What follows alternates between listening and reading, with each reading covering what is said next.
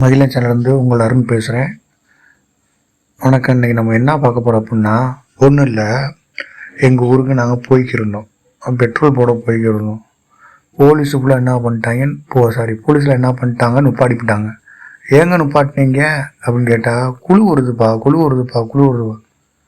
என்னங்கடா குழு வருது, என்ன குழு வருது அப்படின்னு கேட்டு பார்த்தா, வரிசையாக காரு சரன்னு போச்சு. அப்புறம் தெளிவாக இருந்து கேட்கும்போது சொல்கிறாங்க, நிதிக்குழு வந்திருக்கு. நிதிக்குழுவா அப்படின்னா நமக்கு படித்த டிஎன்பிசி படித்தது நான் வந்துச்சு. ஓஹோ, 16 நிதிக்குழுவா? அதுதான் இப்போ அந்த ஃபோட்டோவில் பார்க்குறோம். நம்ம மாண்புமிகு முதலமைச்சர் பக்கத்தில் இருக்கார்ல, அவர் தான் 16வது நிதிக்குழுவோட தலைவர் அரவிந்த் பணக்காரி அவர்கள்.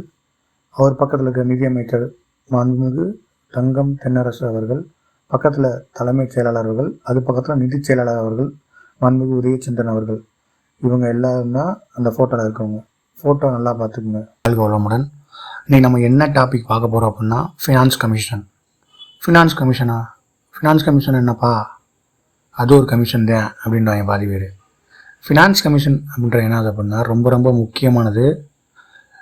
ஏன் இது முக்கியம் அப்படின்றோம்னா, ஒரு மாநிலம் திவாலாக போகுதா இல்லை நல்லா செழிப்பாக இருக்க போகுதா, அதுக்கு எது முக்கியம்? மணி தான் முக்கியம். அந்த மணி பெரும்பாலும் சென்ட்ரல் கவர்மெண்ட் ஒதுக்கிடுச்சு அப்படின்னா நம்ம கொஞ்சம் மணி ப்ராப்ளத்துலேருந்து இல்லாமல் இருந்துக்கலாம். ஏன் அப்படி சொல்கிறேன் அப்படின்னா, இப்போ ரீசெண்டாக சொல்லிக்கிருந்தாங்க பார்த்தீங்கன்னா, எங்களுக்கு மத்திய அரசு நிதி ஒதுக்கலை. ஏன் ஒதுக்கலை, எதுக்கு ஒதுக்க மாட்டுறாங்க, எங்களை பாராமுகமாக பார்க்குறாங்க மத்திய அரசு, இப்படி தமிழ்நாடு கவர்மெண்ட் குற்றச்சாட்டு வச்சுக்கிருந்துச்சு. ஏன்னா ஃபினான்ஷியல் ஸ்டெபிலிட்டி அடைகிறது நிதி ஆணையம் ரொம்ப முக்கியமான பங்கு வகிக்குது. இது என்னோடய வேலை என்ன அப்படின்னா, ஃபஸ்ட்டு நிதி ஆணையம் குடியரசுத் தலைவர் தான் நியமிப்பாப்பில். எந்த அரசியலமைப்பு சட்ட விதி அப்படின்னா 280 விதி 280 அடிப்படையில் நிதி ஆணையத்தை குடியரசு நியமனம் பண்ணுவார். ஒரு தலைவர் இருப்பார், 5 மெம்பர் இருப்பாங்க. இதெல்லாம் பேசிக் இன்ஃபர்மேஷன் உங்களுக்கு தெரியும். இப்போ என்ன சிறப்பு அப்படின்னா, இப்போ 16வது நிதி ஆணையம் சொல்லி ஒரு நிதி ஆணையத்தை போட்டிருக்காங்க. எந்த நிதி ஆணையம்? 16 நிதி ஆணையமா? அப்படின்னா இதுக்கு முன்னாடி 15 இருக்கா? இருக்குது, 15 இருக்குது. நம்ம இதில் என்னென்னலாம் படிக்கணும் அப்படின்னா, ஒரு நிதி ஆணையமும் எந்தெந்த வருஷம் எலிஜிபிள், இப்போ எந்த நிதி ஆணையம் இருக்குது, இதுக்கு முன்னாடி யார் இருந்தது, அவர் ரெக்கமெண்டேஷன் என்ன, அந்த ரெக்கமெண்டேஷன் சொல்கிறாங்களே, அந்த ரெக்கமெண்டேஷன் தான் ரொம்ப ரொம்ப முக்கியம். ரெக்கமெண்டேஷன் என்னது, இந்த மாதிரி எல்லா டீட்டெயிலும் நம்ம நிதி ஆணையத்தில் படிக்கணும். இந்த நிதி ஆணையம் ரொம்ப முக்கியமான டிஎன்பிசி எக்ஸாம் எல்லாத்துலேயும் ரோல் பண்ணும். சரி, ஓகே. இப்போ நிதி ஆணையம்னா என்னன்னு உங்களுக்கு ஒரு ஓவராலாக தெரிஞ்சிருக்கும். இது மத்திய அரசில் குடியரசுத் தலைவரால் நியமனம் செய்யப்படும். எந்த அரசமைப்பு விதியில் கீழே நியமனம் பண்ணுவாங்க அப்படின்னா, விதி 280 1 அடிப்படையில் நியமனம் பண்ணுவாங்க.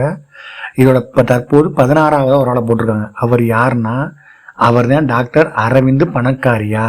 இப்படி நான் வச்சுக்கிறணும், பணக்காரியா. நிதி இருந்தால் பணக்காரனாக இருப்பாங்க. அரவிந்த் பணக்காரியா.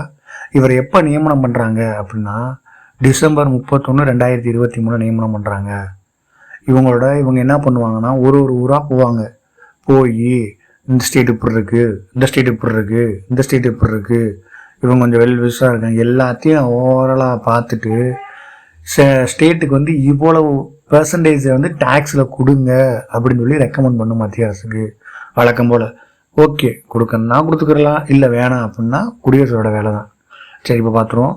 16வது நிதி ஆணையம் தலைவர் யார் அப்படின்னா திரு அரவிந்த் பணக்காரி அவர்கள். இவங்களோட பரிந்துரை இப்போ எல்லாமே பண்ணிவிட்டு, பரிந்துரை ஒரு காலத்தில் செயல்படும், ஒவ்வொரு 5 வருஷத்துக்கு உழவை. அதன் அடிப்படையில் ஏப்ரல் 1 2026 முதல் மார்ச் 31 2031 வரை இவங்களோட பரிந்துரைகள் செயல்படுத்தப்படும். இதோட முக்கியமான வேலை, மாநிலங்களுக்கு வரியை எவ்வளோ பரிந்துரை பண்ணலாம். இப்போ நம்மளோட 14 ஃபினான்ஸ் கமிஷன் பார்த்தோம் அப்படின்னா 41% ரெக்கமெண்டேஷன் பண்ணியிருந்தாங்க. இந்த மணிலாம் ரெக்கமெண்டேஷன் பண்ணுவாங்க. இவ்வளோ பெர்சன்டேஜ் சென்ட்ரல் டேக்ஸ்லேருந்து மாநிலங்களுக்கு ஒதுக்குங்க. இது ஒரு கூட்டாட்சி தன்மைக்கு இந்த எடுத்துக்காட்டாக இருக்கும் இந்த நிதி ஆணையம். இதுதான் ரொம்ப ரொம்ப முக்கியம். அடுத்து இன்னி வர முதல்ல என்ன பண்ணுவோம் அப்படின்னா, அந்த கொஸ்டின்ஸ் இது வரைக்கும் கேட்ட டிஎன்பிசியில் ப்ரீவியஸ் இயர் கொஸ்டின் கொடுப்பாங்க, அதை பற்றி பார்ப்போம். ஓகேங்களா? இன்னொன்று என்ன அப்படின்னா, இந்த ஃபினான்ஸ் கமிஷனை பற்றி எதுக்கு இப்போ படித்தோம் அப்படின்னா, உங்களுக்கு ஆரம்பத்துலேயே ஒரு படம் போட்டேன். என்ன படம் போட்டிருந்தேன்? முதலமைச்சர் பார்க்குற மணி. அந்த டீம் நம்ம தமிழ்நாட்டுக்கு 4 நாள் விசிட் பண்ணியிருக்காங்க. இந்த விசிட் பண்ணனால தான் இந்த கொஸ்டின் இன்னைக்கு போட்டிருக்கேன்.